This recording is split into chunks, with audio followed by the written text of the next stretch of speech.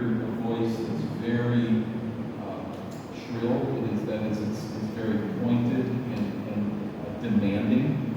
And I think it is important for the men of the church, and particularly a pastor's wife, to protect her from that and not allow people to pressure her in a way that does not please the Lord. There's a good and godly pressure that we all are to have, an accountability. But there's sometimes people that want a pastor's wife to serve just the way they want. And it does not please the Lord. And in that case, it's wrong for us as men and husbands to just let that happen. And for her to bear that weight unnecessarily. All right. We're not supposed to lie. So let's talk about the hard part of marriage. How does Dan and Beth deal with relational sin that we commit against one another in our homes, in our hearts as husband and wife? How do we deal with that? How do you think about dealing with sin? Well, we are both very competitive people. And I think it's probably part of the sin nature. I want to be right. And I want to come up with the best ideas first. So that competition can get ugly at times. Wanting your own way. Also, being willing to say, I was wrong. It's so hard. And then also being willing to say, not I'm sorry, because generally we're both sorry for what happened, but saying, I was wrong, please forgive me. Whoa, that one's really hard.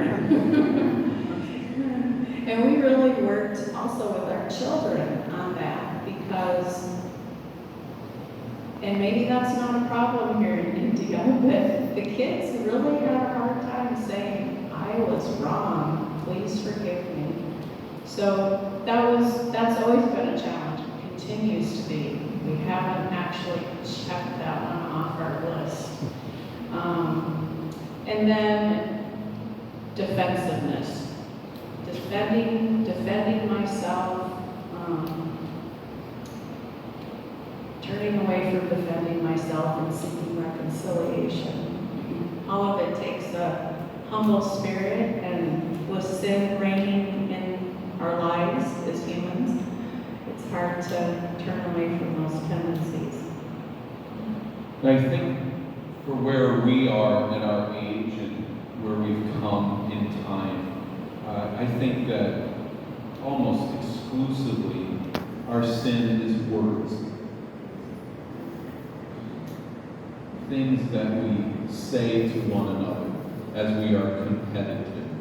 And both of us are very high energy workers. We are always working and getting things done, and we have goals and want to accomplish those goals.